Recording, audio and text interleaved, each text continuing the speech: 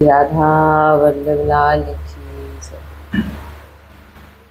श्री राधा वल्लभ श्री हरिवंश राधा वल्लभ श्री हरिवंश वृंदावनेश्वरी तवैव पदारविन्दं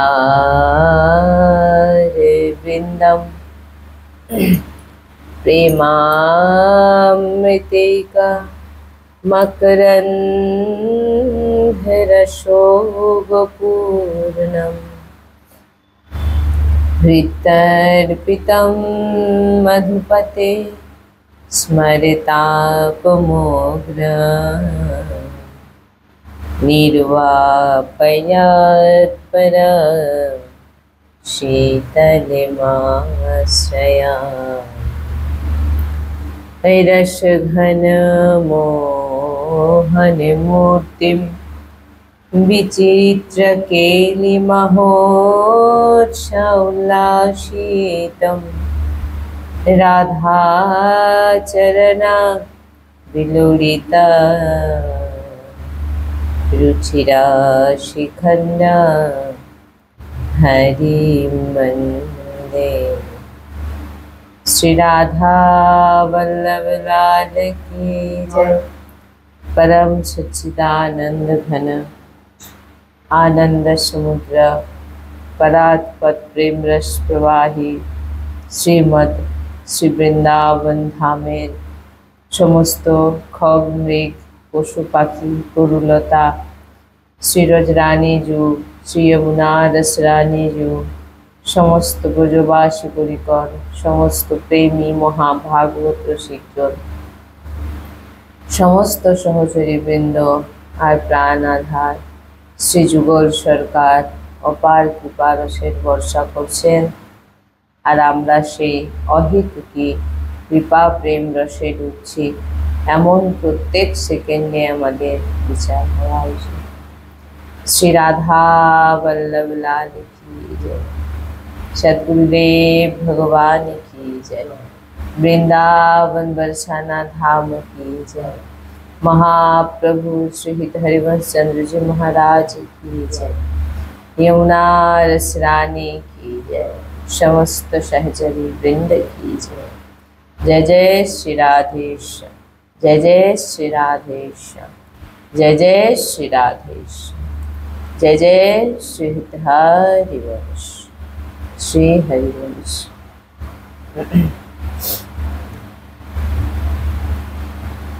আমরা শ্রীমদ ভাগবত মহাপুরাণে আজ তৃতীয় দিবসে আমরা শ্রবণ করছি। অপার ভাগবত জি অপার কৃপার বর্ষণ আমাদের উপর করছেন, তাই আমাদের এই দিব্য শ্রীমদ ভাগবত মহাপুরাণ প্রাপ্ত হয়েছে। তো কালকে আমরা শুনেছিলাম যে নারদজি এবং ভক্তিজির বার্তালাপ। ভক্তি যখন চিন্তিত হয়ে তার দুই পুত্র বৃদ্ধ দীর্ঘ নিঃশ্বাস ফেলছে বৃন্দাবনে এবং নারদজিকে দেখা মাত্র তিনি বললেন যে আমি বৃন্দাবনে আসার পর আমি কেন তরুণী হয়ে গেলাম, যুবতী হয়ে গেলাম, আর আমার পুত্রই বা কেন বৃদ্ধ হলো?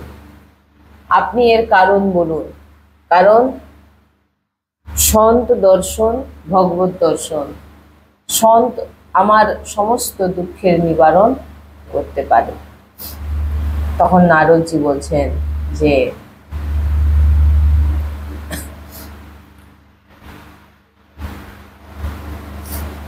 হে নিষ্পাপ, আমি আমার অন্তর্দৃষ্টি দিয়ে আমি সবই দেখে নিয়েছি যে তোমার দুঃখের কারণ। নারদজি বলছেন আর তুমি দুঃখ করো না, ভগবান শ্রী হরি সবার মঙ্গল করবেন।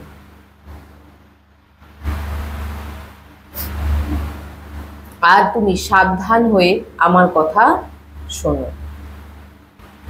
কলিকালের এমন প্রভাব বেড়ে যাচ্ছে যে সবার মন দুষ্টতাতে পরিণত হয়ে যাচ্ছে।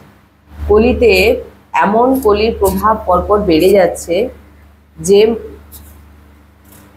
প্রত্যেকের মন দুষ্টতাতে পরিণত হয়ে যাচ্ছে। আর এই মন বুদ্ধি বেশিরভাগ পাপ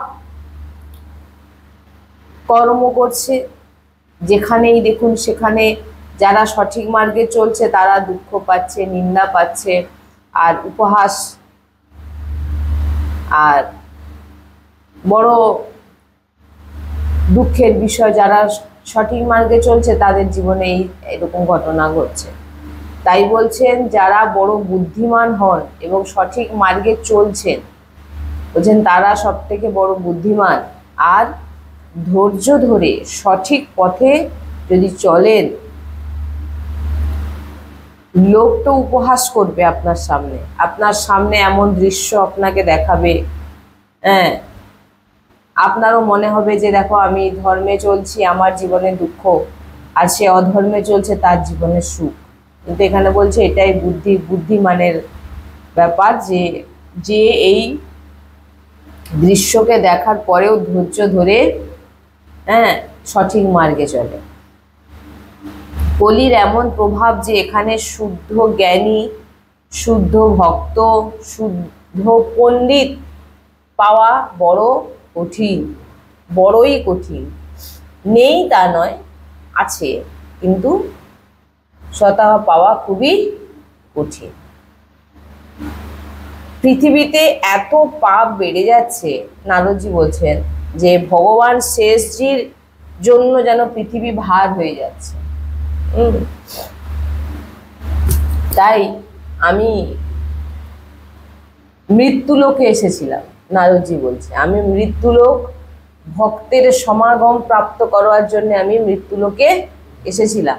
কিন্তু এখানে কারোকে ছোঁয়া আর দেখার মতো কেউ অবশ্যই অবস্থাতে নেই, সব পাপে ভরে গেছে, বড় অমঙ্গল হচ্ছে, নারদজি বলছে। তো এই সংসারে কারোর জ্ঞান বৈরাগ্যের দরকার নেই। এই সংসারে নারদজি দেখলেন যে কারোর জ্ঞান বৈরাগ্যের দরকার নেই। তাই তো জ্ঞান আর বৈরাগ্য তোমার দুই পুত্র বুড়ো হয়ে যাচ্ছে, কারণ তাদের আর দরকার নেই। দেবী আপনি তরুণী, কারণ হচ্ছে আপনি বৃন্দাবনে আছেন। আপনি তরুণীর কারণ আপনি বৃন্দাবনে আছেন। এখানে সদৈব আপনি তরুণীই থাকবেন, আপনি কোনোদিন এখানে বৃদ্ধ হবেন না, ভক্তি রানীকে বলছেন। কিন্তু বৃন্দাবনেও তো আপনার যে দু পুত্র কেন বৃদ্ধ, আপনার দু পুত্র বৃন্দাবনেও বৃদ্ধ হয়ে পড়ে আছেন কেন? কিন্তু বৃন্দাবনে আপনি তো তরুণী হয়ে গেছেন। যেখানে ভক্তি আছে সেখানে বলছেন যে এখানে জ্ঞান বৈরাগ্যেরও বৃন্দাবনে দরকার নেই। এখানে কি চলে না, প্রেম লক্ষণা ভক্তির খেলা। বৃন্দাবন চিদানন্দ, সেখানে সবার সৃষ্টির বাইরে বলতে পারেন, সৃষ্টির বাইরে হচ্ছে বৃন্দাবন, সৃষ্টির মধ্যে বৃন্দাবনকে সৃষ্টি করার ব্রহ্মার আয়ত্তের বাইরে। তো জ্ঞান ভক্তি বৈরাগ্যের মধ্যে ভক্তি সদৈব তরুণী থাকবে বৃন্দাবনে। কেন? প্রেম লক্ষণা ভক্তির খেলা চলে সেখানে, প্রেমের খেলা চলে। তাই ওখানে জ্ঞান বৈরাগ্য, ওই জন্য সেখানে বুড়ো হয়ে বৃদ্ধ হয়ে, তাই সেখানে বৃদ্ধ। ভক্তি বললেন, শুনেছি রাজা পরীক্ষিত জি মহারাজ কলিকে দেখেছিলেন।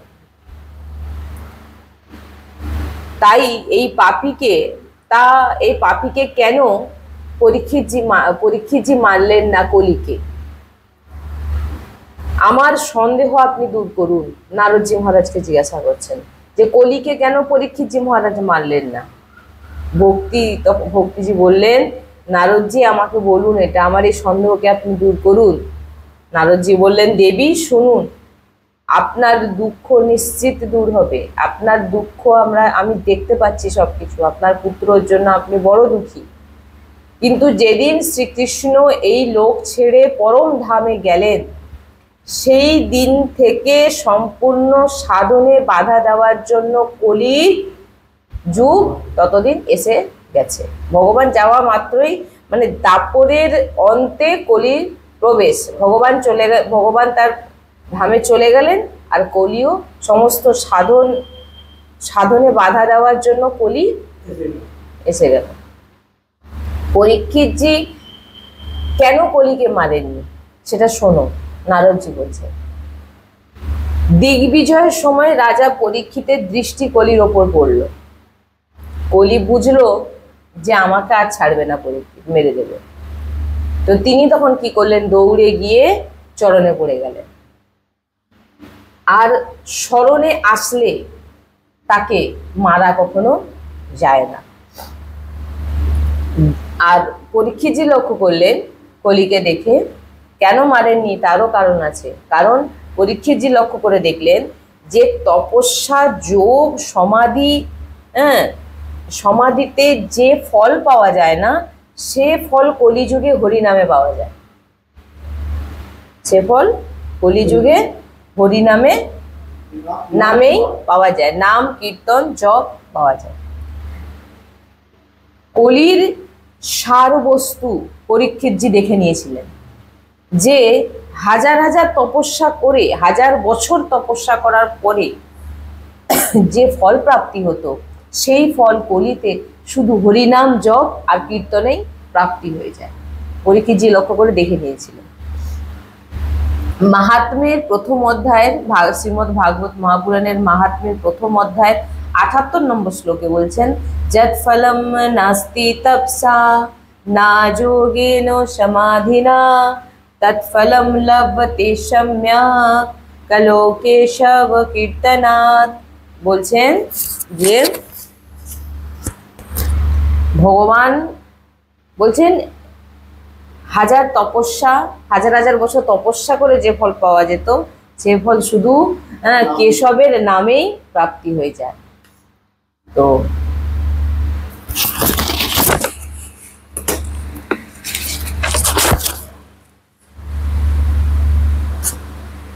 ভগবান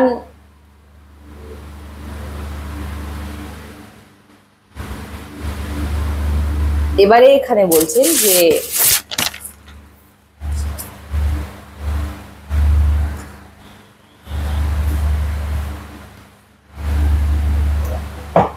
বড় বড় সমাধি, বড় বড় তপস্যায় যে ফল পাওয়া যায় না, কলিযুগে নাম জপ কীর্তনে সব প্রাপ্তি হয়ে যায়।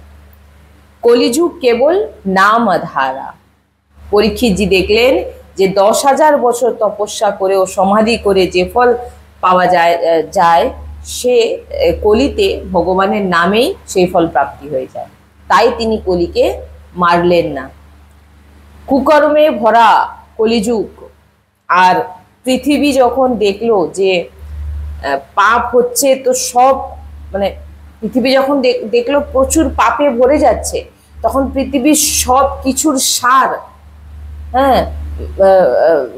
অন্তর্ধান হতে থাকলো। সব কিছুর সার কি সার সেটা আমি বলছি। পৃথিবী যখন দেখলেন যে কলি পুরো পাপে ভরে যাচ্ছে, কলি পুরো পাপে ভরিয়ে দিচ্ছে, তখন পৃথিবী তার সমস্ত কিছুর সারকে অন্তর্ধান করে দিচ্ছে। অন্তর্ধান করল না, এবার কি সার সেটা শুনুন।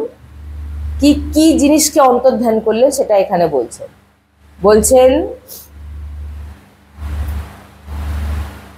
বিপ্রই ভাগবতী বার্তা গেহে গেহে জনে জনে করিতা কন লোভেন কথা সারস্তত গতঃ। শ্রীমদ্ ভাগবত মহাপুরাণের মাহাত্ম্যের প্রথম অধ্যায়ের 71 নম্বর শ্লোকে, এটা আমি কালকেও বলেছিলাম, বলছেন কি অন্তর্ধান হতে লাগলেন না, ভাগবতেই লেখা আছে যে ভগবানের কথা যারা শোনায় তাদেরকে ভুরিদা জানা বলা হয়, মানে সবথেকে বড় দানী বলা হয়ে থাকে, যারা ভাগবত কথা ভগবানের চর্চাকে শোনায়। তো কিভাবে, তো এখানে কি বলছেন না, ভাগবত কথা ভগবানের চর্চা করলে সেখানে কোনো অর্থ, কোনো কিছু লোভ, যেন এখানে কি বলছেন, হ্যাঁ, যে করিতা কন লোভেন কথা সারস ততো গতঃ, যে কোনো রকম লোভ, কোনো রকম পাওয়ার আশা না রেখে ভগবানের মানে কথা শোনাতে হবে। এখানে এখানে বলছেন 71 নম্বর শ্লোকে বলছেন যে ব্রাহ্মণগণ কেবল অর্থের লোভে শ্রীমদ ভাগবত কথা শ্রবণ করাচ্ছেন, সেই কারণে ইহার সারাংশ নষ্ট হচ্ছে। তাহলে পৃথিবী কি সারাংশ নষ্ট করাচ্ছে? প্রথম হচ্ছে যে সবথেকে বড় দান ভগবানের কথা, সেই বড় দান করতে গিয়ে, ভগবানের চর্চা শ্রবণ করাতে গিয়ে সেখানে অর্থের লোভ রাখার কারণে সেই ভাগবতী কথা শোনানোর যে সার, সেটা কিন্তু পৃথিবী কি করছেন, হ্যাঁ, অন্তর্ধান করে দিচ্ছেন, সার অংশ নষ্ট হয়ে যাচ্ছে, মানে শুনেও কিন্তু কোনো লাভ হচ্ছে না। তো এবারে বলছেন, অনেকে বলবেন তাহলে গৃহস্থ, যারা গৃহস্থ তাদের তাহলে পেট চলবে কি করে, যদি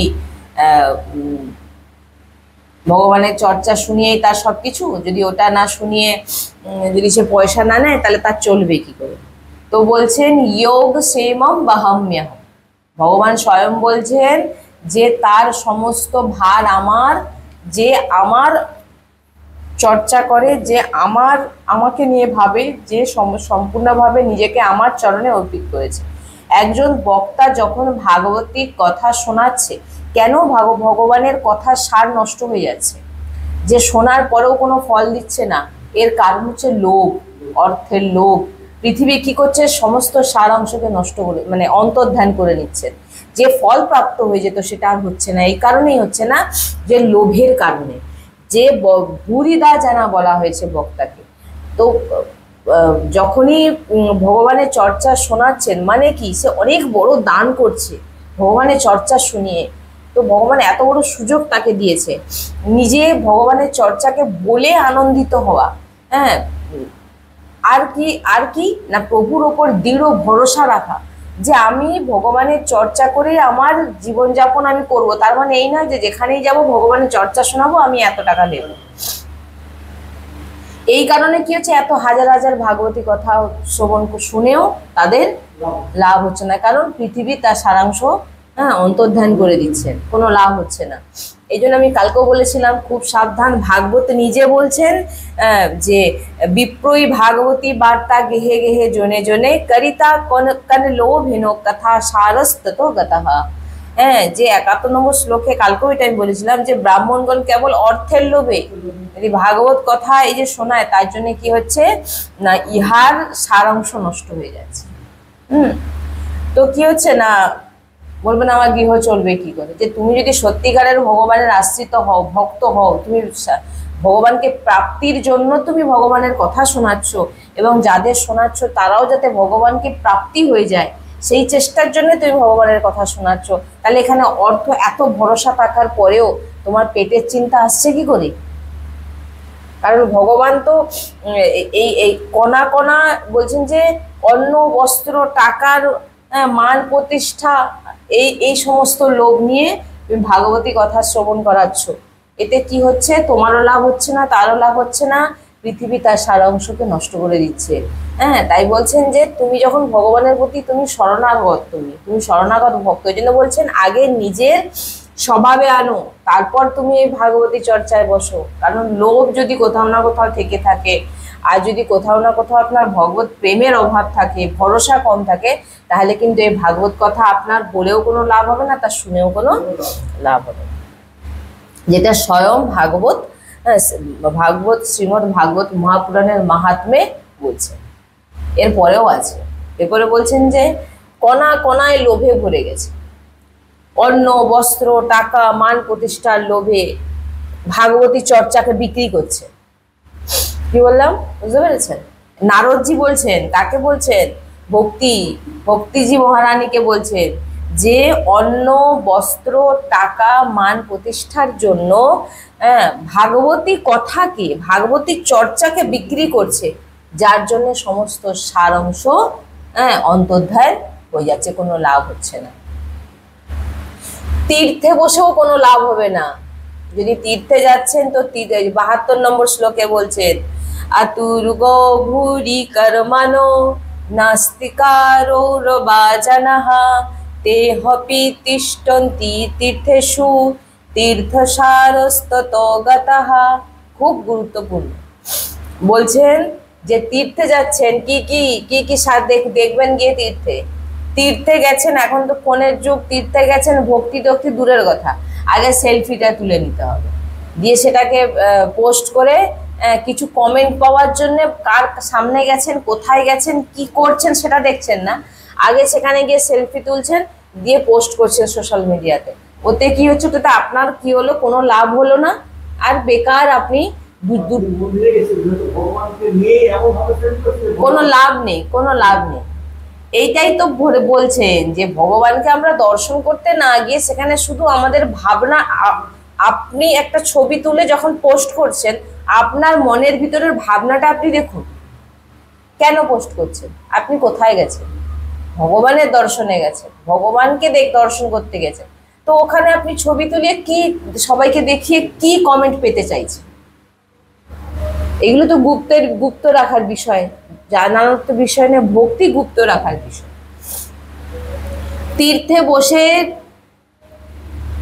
গঙ্গা যমুনার তীরে বসে মদ্যপান করছে, তীর্থে গিয়ে হোটেলে বসে মদ্যপান করছে, নোংরামো কাজ করছে।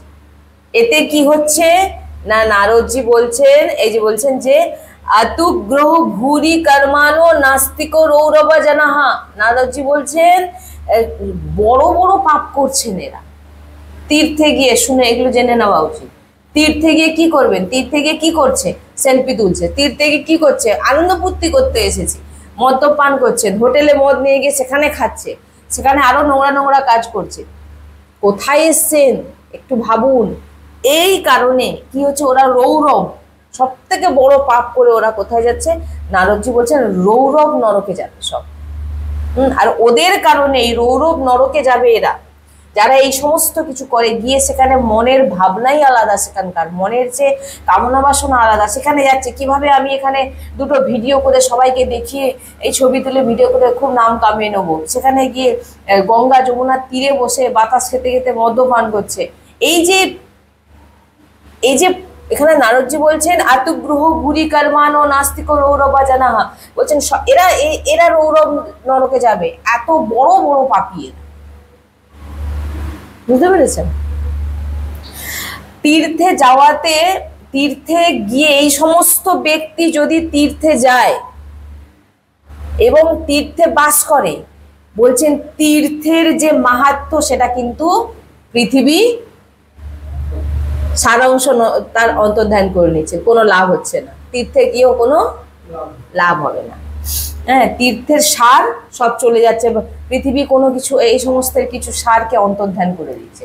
যদি এই সমস্ত লোক যদি তীর্থে যায় আর তীর্থের যদি বাস করে গিয়ে, ওরা তো রৌরব নরকে যাবেই যাবে যারা এইগুলোই করে, তীর্থে গিয়ে সেখানে গিয়ে মালা নিয়ে ভগবানের ধামে বসে জপ করা, ভগবানকে দর্শন করা, সেখানে সেই নেত্র দিয়ে দর্শন করে সেটা হৃদয়ে নিয়ে ঘরে ফিরে আসে না, সেখানে গিয়ে আগে দর্শন হোক না হোক পকেট থেকে ফোনটা বার করে আগে ছবি তুলতে হবে যে দেখি ভগবানের সঙ্গে সেলফিটা ভালো আসে। এখানে এসে যখন ভালো ভালো চাট খেতে হবে, ভালো ভালো খালি জিনিস কিনবো, খালি এটা কিনবো ওটা কিনবো, সেটা বলছেন যত কুকর্ম ধামে গিয়েই কেন, তীর্থে কেন, এতে কি হচ্ছে, তীর্থের যে মাহাত্ম্য সেটা নষ্ট হয়ে যাচ্ছে। ওরা তো রৌরব নরকে যাবেই যাবে। তাই বলছেন তেহপি তিষ্ঠন্তি তীর্থেষু তীর্থ সারস্তত গতঃ। এই জন্য কি হচ্ছে, এই এদের কারণেই কি হচ্ছে, তীর্থের যে মহিমা, হ্যাঁ, তীর্থ সারস্তত গতঃ, তীর্থের যে সার সেটা কিন্তু নষ্ট হয়ে যাচ্ছে। তারপরে 73 নম্বর শ্লোকে বলছেন কাম ক্রোধা काम क्रोध महालोभा तृष्णा वैकुलो चेतसः तेहपि तिष्ठन्ति तपस्वी तपः शारस्तोतो गतः। দেখুন 73 নম্বর শ্লোকে বলছেন যে এই যে তপস্বীর ভেষ, সাধুর ভেষ বানাচ্ছে। আমি অনেক বড় তপস্বী, দেখো গলায় বড় বড় তুলসী মালা ঝুলিয়ে নিয়ে ভেষ ধারণ করে, আর ভিতরে কি আছে না কাম ক্রোধ লোভ মোহ, হ্যাঁ এইসব এমন চিত্ত ব্যক্তি নাটক করছে। বলছে তাই কি হচ্ছে, তপস্যার যে সমস্ত সার সব নষ্ট হয়ে যাচ্ছে, সব চলে যাচ্ছে, পৃথিবী অন্তর্ধান করে নিচ্ছে। কি বলছেন, কাম ক্রোধা, কাম, এই যে কাম ক্রোধ লোভ এই সমস্ত কিছু হৃদয়ে নিয়ে সন্ন্যাসীর ভেষ ধরেছে, হ্যাঁ তপস্বীর ভেষ ধরেছে। ভেষ ধরে নেওয়ার ফলে নাটক করছে। এর ফলে কি হচ্ছে, যে তপস্বীর যে মাহাত্ম্য সেটা নষ্ট হয়ে যাচ্ছে।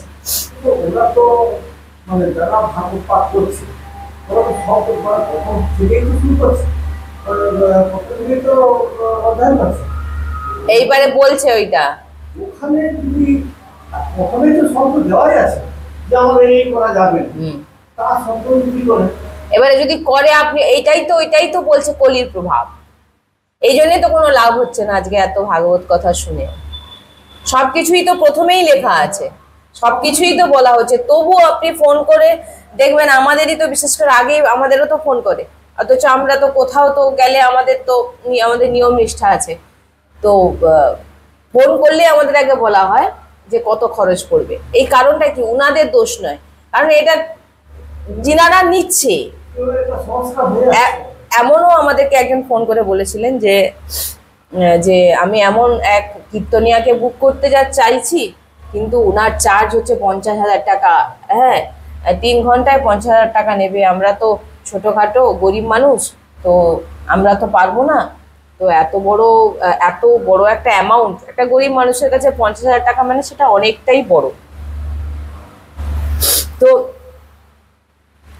মানে আমাদেরকে বলছেন তখন যাওয়ার কথা, তখন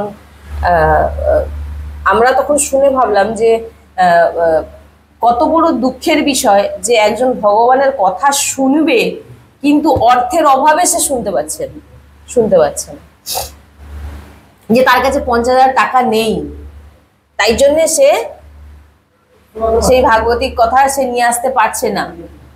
এটার কারণ কি, এরকমই চলে আসছে। তো আপনি হয়তো ফোন করলেই জিজ্ঞাসা করে কত খরচ পড়বে, খরচ মানে কি, সেখানে হয়তো আপনি গাড়ি ভাড়া বললেন যে আমার যেতে যতটা খরচ, কারণ আমার তো পার্সোনাল কোনো রোজগার নেই, আমরা ভগবত চর্চা করি, যা দান দক্ষিণা আসে তাতে আমাদের ভগবানের কৃপায় আমাদের চলে। এই নয় যে আমি এটাকে আমি জীবিকা করে নেব। প্রথমেই বললাম না যে ভগবান বলছেন আমি তোমার সমস্ত ভার আমি নিচ্ছি। কখন, আপনার যখন দৃঢ় বিশ্বাস থাকবে যে আমি ভগবানের চর্চা শোনাচ্ছি, পরম সৌভাগ্য আমার, তার বদলে আমি কিছু চাওয়ার আমার দরকার নেই, কারণ ভগবান আমাকে দেবেন। তো এটা আমি বলতেই পারি যে আমাকে নিয়ে যাবেন আপনারা, যতটা যদি কাছাকাছি হয় তো আপনি নিজেই চলে গেলেন, আর যদি অনেকটা দূরে হয় তখন তো গাড়ি ভাড়াটা, যেহেতু আমরা তো কোথাও কোনো অর্থ আমরা চাই না, তো আমাদের যাওয়ার জন্য আপনারাই নিজেরাই দিয়ে দেবেন, আমরা শুধু যাব, বা টিকিট কাটিয়ে দিন আমরা চলে যাব। এটা তবু বলা যেতে পারে যে, কিন্তু এ নয় যে আমি যাচ্ছি বলে 50,000 টাকা 60,000 টাকা 1 লাখ টাকা চার্জ করছে। তো যাই হোক, মানে যেটা আমাদেরকে বলে আমরা শুনেছি, আমি শ্রবণ করাচ্ছি মানে এই নয় যে আমি আগে যে যিনি পাঠ করবেন তিনার এত, বাদ্যযন্ত্র যে যাবে তিনাদের এত যদি আপনি তিনাদের দেন, হয়তো তারা হয়তো গরিব মানুষ, তো কি হবে তারা, হ্যাঁ তাহলে আপনি যদি এত লিস্ট ধরান, তো সে মানুষ গরিব মানুষ, তো সে কি করে ভগবত চর্চা করাবেন। তো যাই হোক, এখানে তাই বলছেন লোভ দম্ভ পাখণ্ডীর আশ্রয় নেওয়াতে এই সন্ত ভেষের মাহাত্ম্য নষ্ট হয়ে যাচ্ছে। এই সমস্ত ভেষ ধারণ করে মিথ্যা, দম্ভ, লোভ এসব ভিতরে রেখে ভাবনা রাখার জন্য কি হচ্ছে, সন্ত দর্শন যে ফলপ্রাপ্তি, সন্ত দর্শনের চরণে বসে যে ভাগবতিক চর্চা শুনে আমাদের যে শান্তি প্রাপ্তি, এই দেখেছো পরপর সব সারাংশ সব নষ্ট হয়ে যাচ্ছে। নারদজি ও ভক্তিজির সংবাদ চলছে, নারদজি এবং ভক্তিজির সংবাদ চলছে। বলছেন শাস্ত্র অভ্যাস, শুনে নিন এটা ৭৫ নম্বর শ্লোকে বলছেন শাস্ত্র অভ্যাস মানে শাস্ত্রকে অধ্যয়ন করা, ভগবত প্রাপ্তির জন্য নয়। দেখুন যে শাস্ত্র অভ্যাস করছে, শাস্ত্র অধ্যয়ন করছে, কেন, কিসের জন্য অধ্যয়ন করছে? ভগবত প্রাপ্তির জন্য না। ধন, মান, প্রতিষ্ঠা এই সমস্ত প্রাপ্তির জন্য। চিন্তা করে দেখুন যে ভগবানকে প্রাপ্তির জন্য শাস্ত্র অধ্যয়ন করছে না, শাস্ত্র অধ্যয়ন কিসের জন্য করছেন? মান, প্রতিষ্ঠা বাড়ানো এবং অর্থ উপার্জনের জন্য। যে সম্প্রদায়ের বলছেন যে এখানে যে বর্তমানে যে সম্প্রদায়ের যে বৈষ্ণবতা কোথাও আর এখন দেখতে পাওয়া, সম্প্রদায় যে পরপর যে সম্প্রদায়ের যে নিয়ম নিষ্ঠা, সম্প্রদায়ের যে বৈষ্ণবতা, সে এখন আর দেখতে পাওয়া যায় না। এইভাবে সর্বত্রই সকল বস্তুর সারাংশ নষ্ট হয়ে যাচ্ছে। এটা ৭৬ নম্বর শ্লোকে বলছেন। বৈষ্ণবতা নেই, কোনো সম্প্রদায় দেখবেন খুব না, মানে খুব কমজন আছে যে সম্প্রদায় নিয়ম মেনে চলে, বাদ বাকি প্রায় দেখবেন মন মানি করে, দীক্ষা টিক্ষা নিয়ে নিয়ে এবার মন যেটা চাইলো সেটাই করবে। খুব কম দেখা যায় এখন। কলিযুগের এমন প্রভাব। তাই সুতজি নারদজির কথা ভক্তিজি যখন শুনলেন তো বড়ই ভক্তিজি আশ্চর্য হয়ে তিনি শুনছেন যে কি শুনছি এগুলো।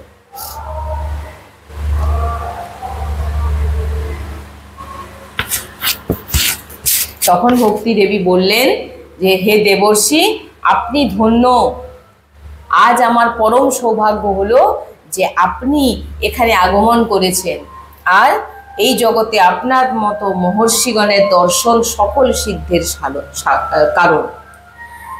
আপনার উপদেশ ভক্তরাজ প্রহ্লাদ একবার মাত্র গ্রহণ করিয়া মায়াকে জয় করেছিলেন। ভক্তি রানী বলছেন যে প্রহ্লাদজি আপনার একবার আপনার যে উপদেশ গ্রহণ করে তিনি মায়াকে জয় করে নিয়েছেন, আর মহাত্মা ধ্রুব আপনার কৃপায় ধ্রুব পদ লাভ করেছেন আপনি। তো আমি আপনাকে প্রণাম করি। ভক্তি দেবী প্রণাম জানাচ্ছে নারদজির কথা বলে।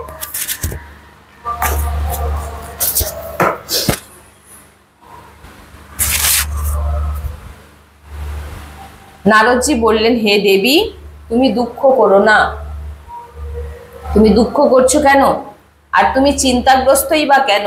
ভগবান শ্রীকৃষ্ণের চরণ ধ্যান করো, চরণ চিন্তন করো। তিনার কৃপায় তোমার সকল দুঃখ দূর হবে।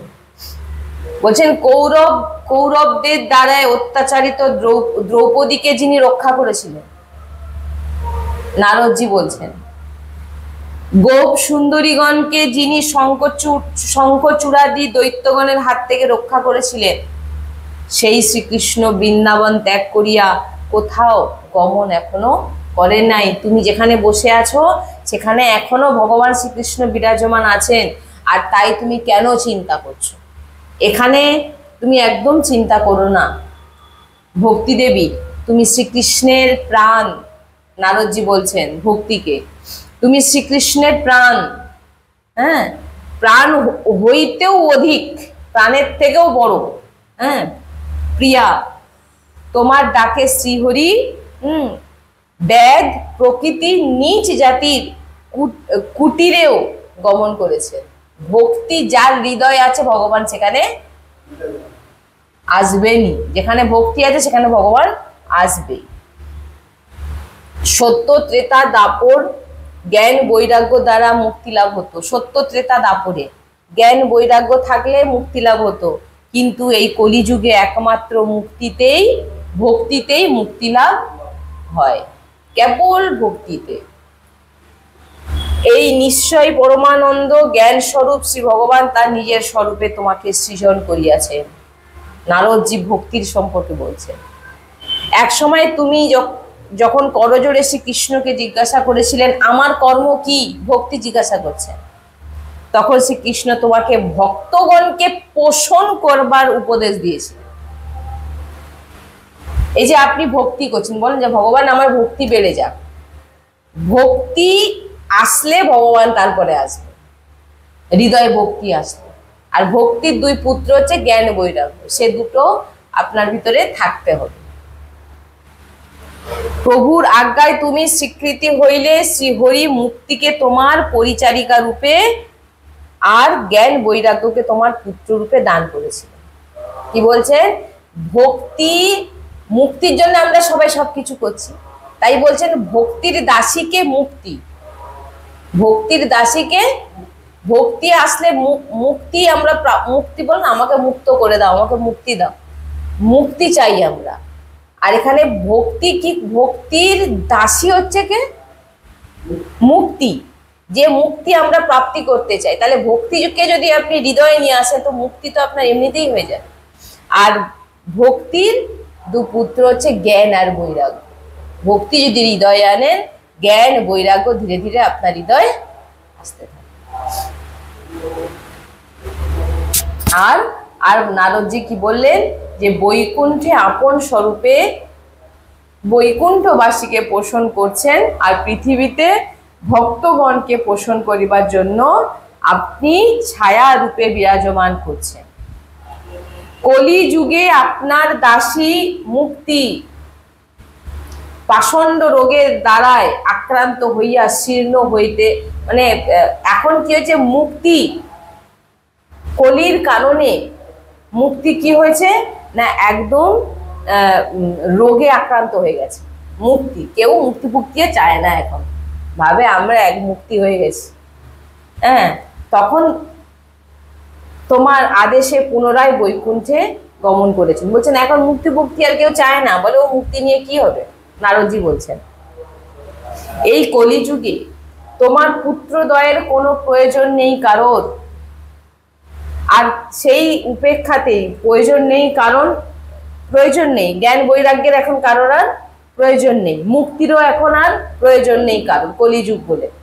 কলিযুগের প্রভাবে এখন মুক্তিরও কারোর প্রয়োজন নেই, আর জ্ঞান বৈরাগ্যেরও কারোর প্রয়োজন নেই।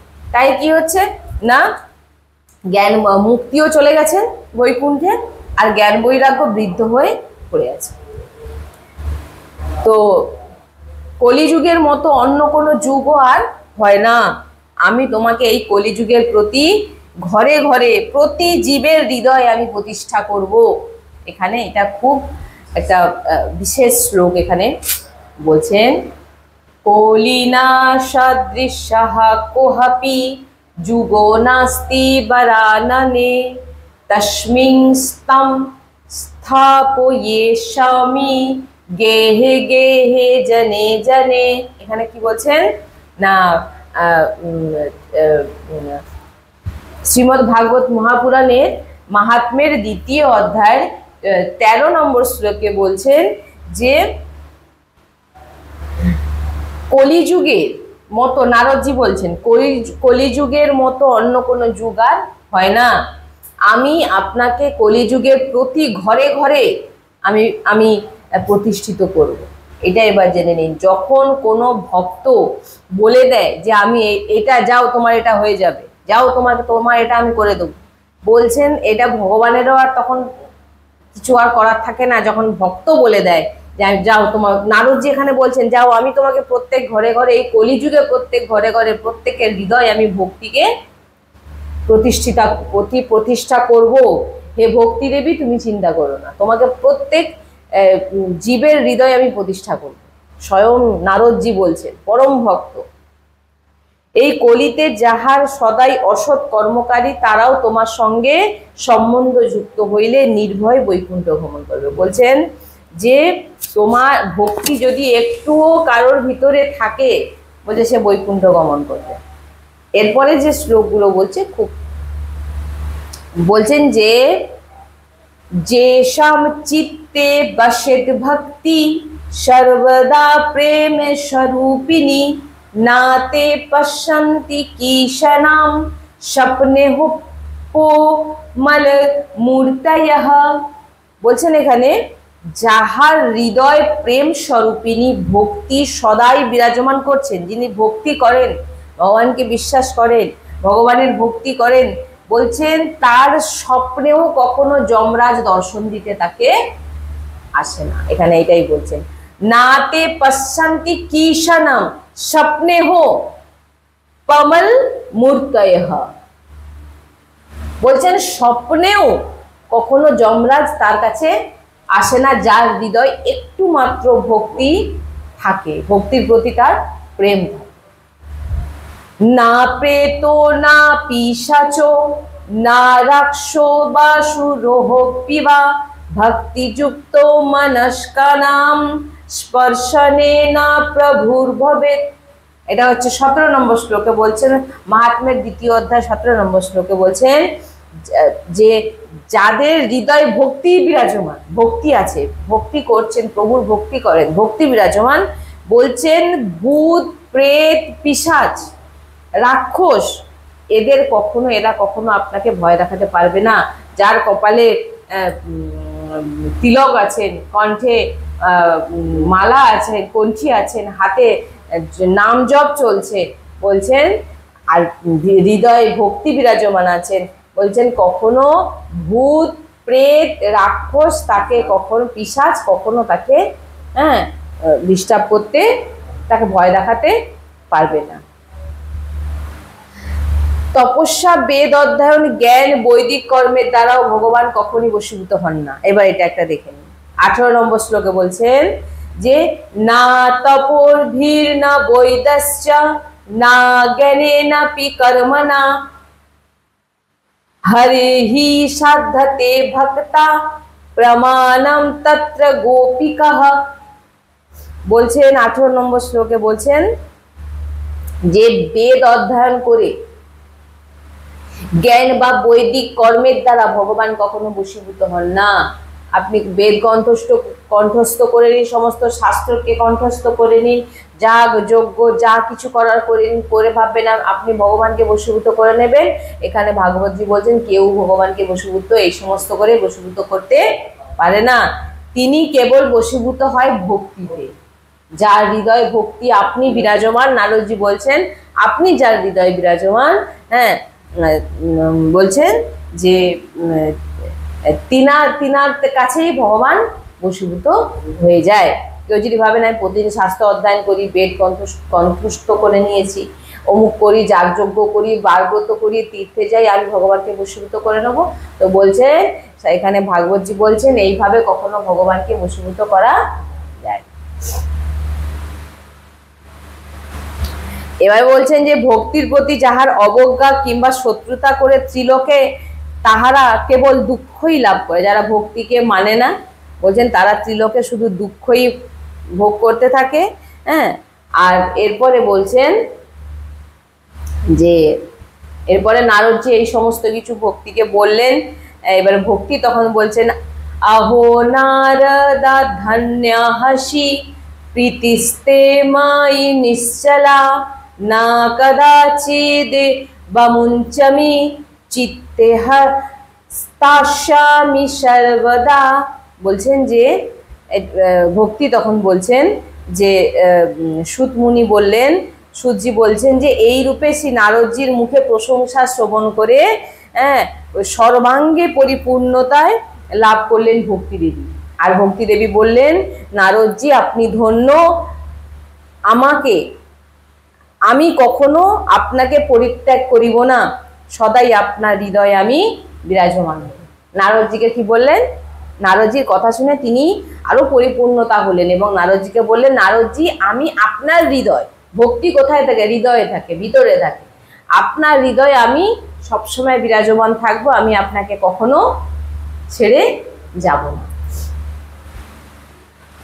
তো এবারে নারদজি কি করলেন? সূত মুনি বললেন, তখন দেবর্ষি নারদজির হস্তের মৃদু স্পর্শের দ্বারা তখন জ্ঞান ভক্তির কাছে গেলেন নারদজি, এবং মাথায় হাত বোলালেন নারদজি। জ্ঞান আর বৈরাগ্যের মাথায় হাত বোলালেন। একটু চেতন ফিরল জ্ঞান ও বৈরাগ্যের, কিন্তু আবার মূর্ছিত হয়ে গেল। জ্ঞান বৈরাগ্যের কানের কাছে মুখ রাখিয়া উচ্চস্বরে বলিলেন, হে জ্ঞান, হে বৈরাগ্য, তোমরা শত জাগ্রত হও। নারদজি বলছেন জাগ্রত হও, মানে জেগে ওঠো। তাহাতেও কোনো ফল হলো না। নারদজি যখন জ্ঞান ভক্তি কোলে দুজন দীর্ঘ নিঃশ্বাস ফেলছেন, কানের কাছে গিয়ে নারদজি বললেন, তাড়াতাড়ি উঠে জাগো, তাও কোনো ফল হলো না। তখন কি করলেন দেবর্ষি নারদজি? বেদ উপনিষদ বারবার গীতা পাঠ করেও তাদের জাগ্রত করলেন। বারবার শ্রবণ করার পর জাগ্রত, জেগে উঠলো, কিন্তু অক্ষমতা। তারপরেও উঠে একটু বসলেন, বসার পরেও কি করলেন? হ্যাঁ, আবার তিনারা মূর্ছিত হয়ে গেলেন। এই দেখে কিছুতেই তারা আর, তাদের যে নিদ্রা, মূর্ছিত হয়ে যে নিদ্রায় তার আর দূর হচ্ছে না, তখন এইভাবে তিনি এবারে গোবিন্দকে স্মরণ করতে লাগলেন নারদজি, যে এত কিছু করার পরও কেন আমি জ্ঞান আর বৈরাগ্যকে ঠিক করতে পারছি না। হ্যাঁ, তখন কি হলো? ভগবানকে স্মরণ করছেন, তখন বলছেন, বোমবাণী তদৈব গুণমা ঋষে ক্ষিপ্ত তমিতি উদ্যমঃ সাফল্যস্তহম ভবিষ্যতি না সংশয়ঃ।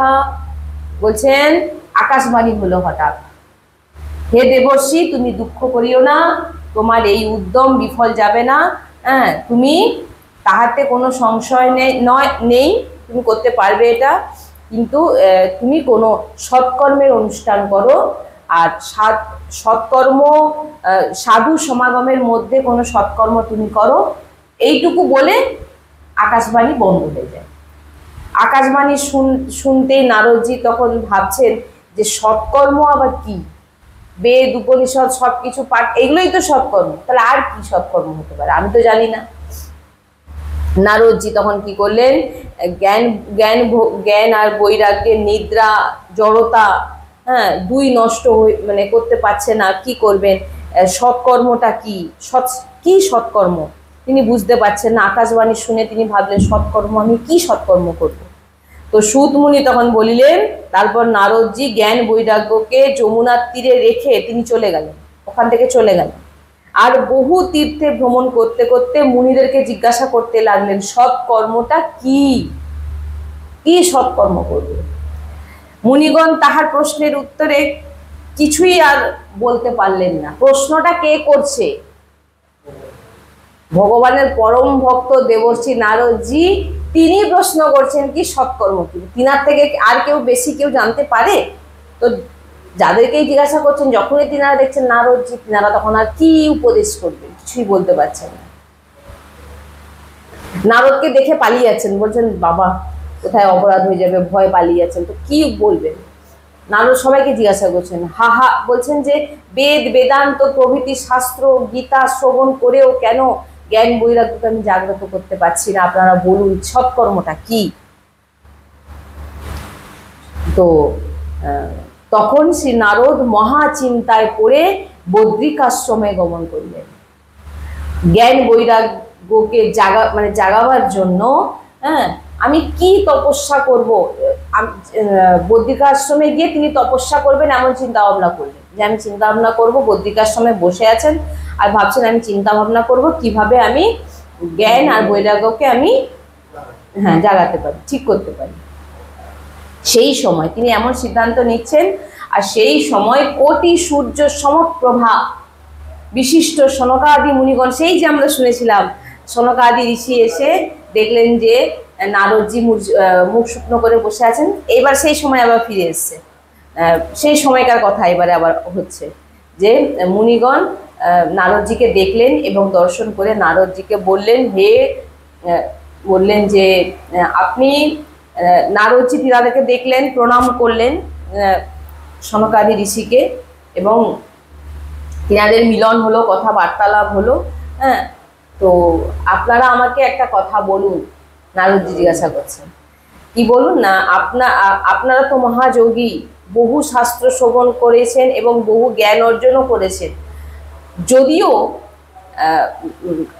আপনাদের সকলের পূর্বে জন্ম, তথাপি যেন ওনারা সনকাদি সবসময় 5 বছরের বয়সের বালকের সমান থাকেন ওনারা, কিন্তু নারদজিতে অনেক পূর্বে তিনারা প্রকট হয়েছেন। তো শ্রী বৈকুণ্ঠে বা সর্বদাই শ্রী হরির নাম কীর্তন করেন, আপনারা 5 বছর বালকের মতো আপনাদের দেখতে, শ্রী কৃষ্ণ লীলারস সবসময় আপনারা পান করেন, হরি চরণাশ্রয়ে আপনারা সবসময় থাকেন। তো আপনাদের একমাত্র আপনারাই আমাকে বলতে পারেন যে পুরাকালে আপনারাই আমাকে বলতে পারেন যে সৎকর্মটা কি। তো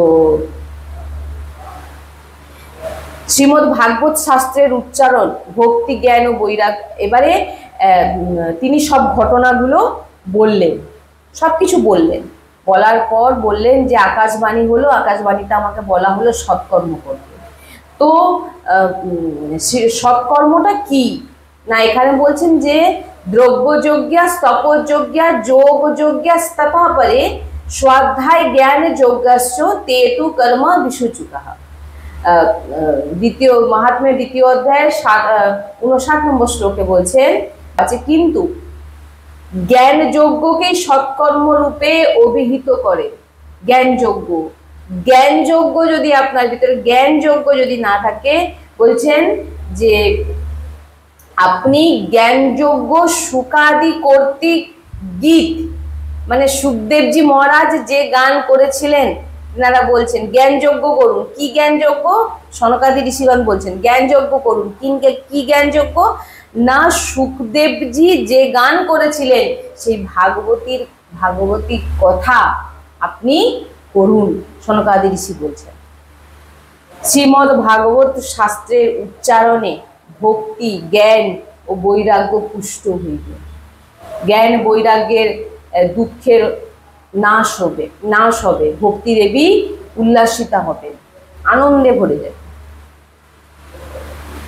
সিংহের গর্জন শুনিয়া বাঘ যেমন ভয় পালিয়ে যায়, তেমনি শ্রীমদ্ ভাগবতের ধ্বনি শ্রবণ করলে কলি ওখান থেকে পালিয়ে যাবে।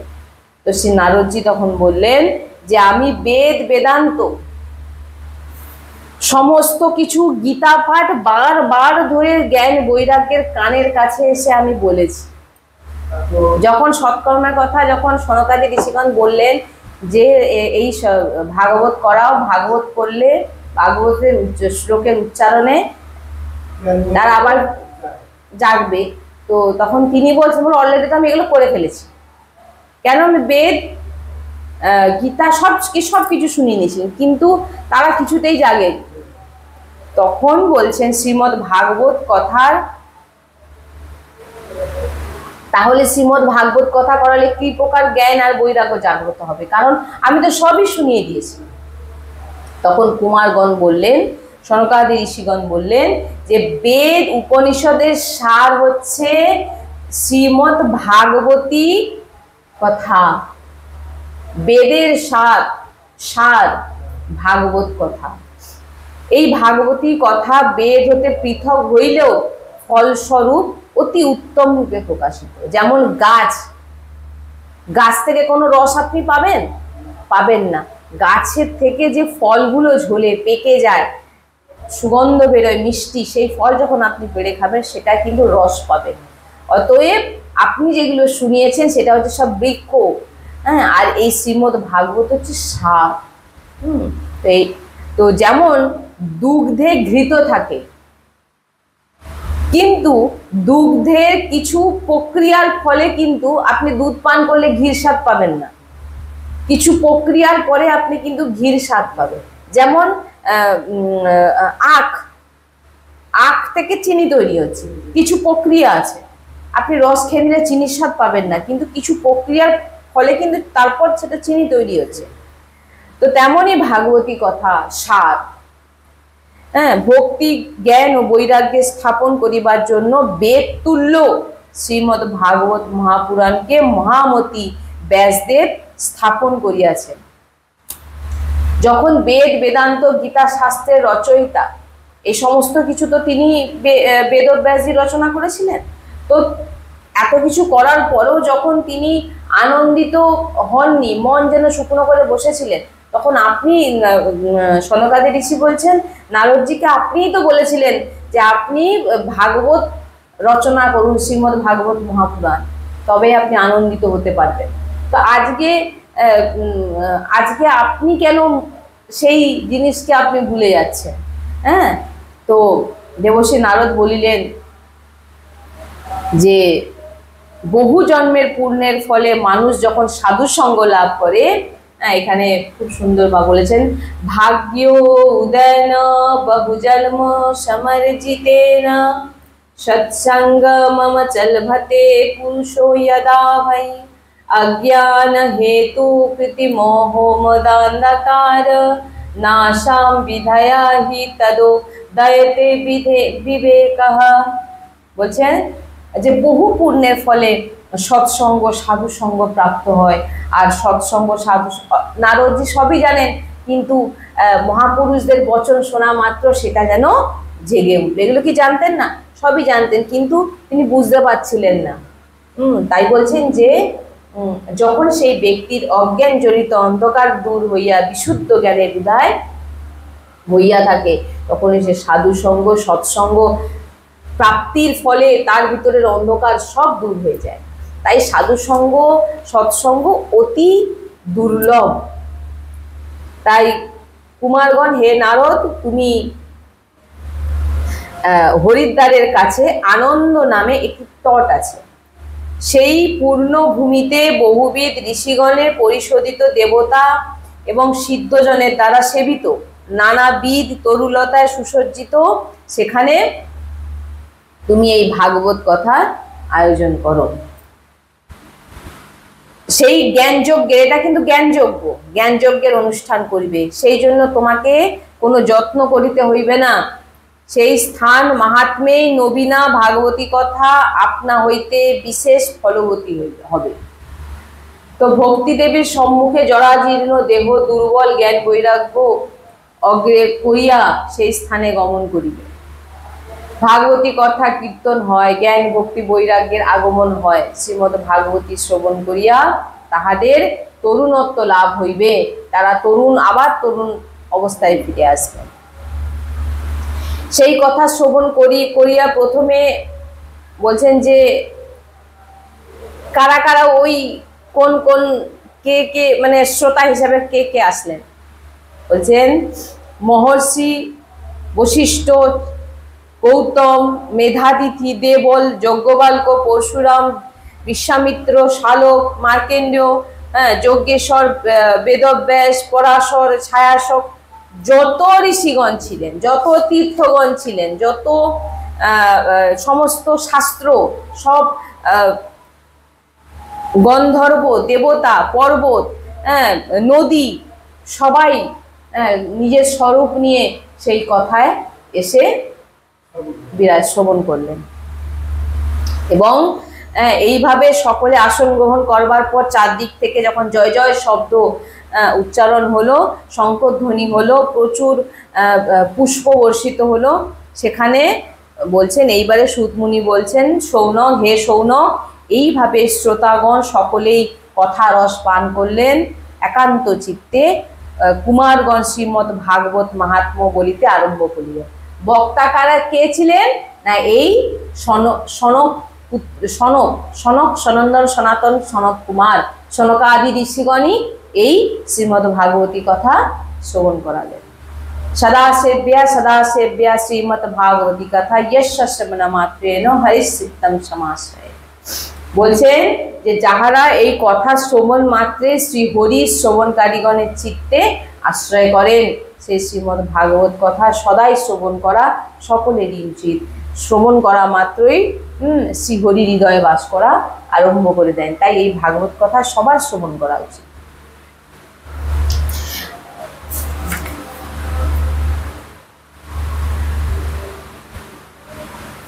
এরপরে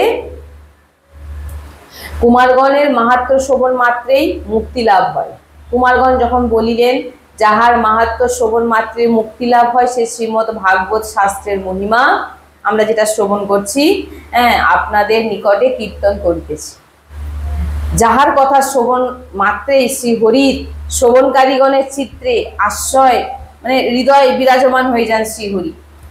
দ্বাদশ স্কন্ধে ৮৮ সহস্র শ্লোকে পূর্ণ আর সুখদেব ও মহারাজ পরীক্ষিতের সংবাদ যাহাতে বিদ্যমান, সেই শ্রীমদ্ ভাগবত সকলে শ্রবণ করে।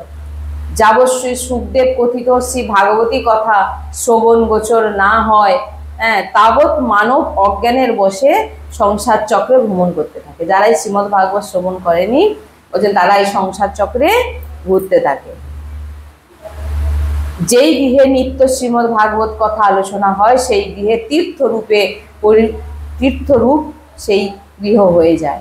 তাহাতে বসবাসকারীগণ সকল পাপ থেকে তাদের সমস্ত পাপ নষ্ট হয়ে যায়। যখন এই ভাগবত বিশ্রাম হলো, জয় জয়কার হলো, আর এদিকে জ্ঞান ভক্তি বৈরাগ্য তিনজনে নৃত্য করতে লাগলো। জ্ঞান ভক্তি শ্রবণ করা, ভাগবত কথা শ্রবণ করা মাত্রই তার ভিতরে তিনারা শক্তি পেলেন এবং নৃত্য করতে লাগলেন। তো এইভাবে জ্ঞান ভক্তি তরুণ অবস্থাতে ফিরে আসে। তো আজকে আমরা মাহাত্ম্যর কিছু অংশ শ্রবণ করলাম। আবার আমরা কালকে গৌকর্ণজির কথা আমরা শ্রবণ করি। শ্রী রাধা বল্লভ লাল শ্রী হরি রাধে রাধে রাধে রাধে।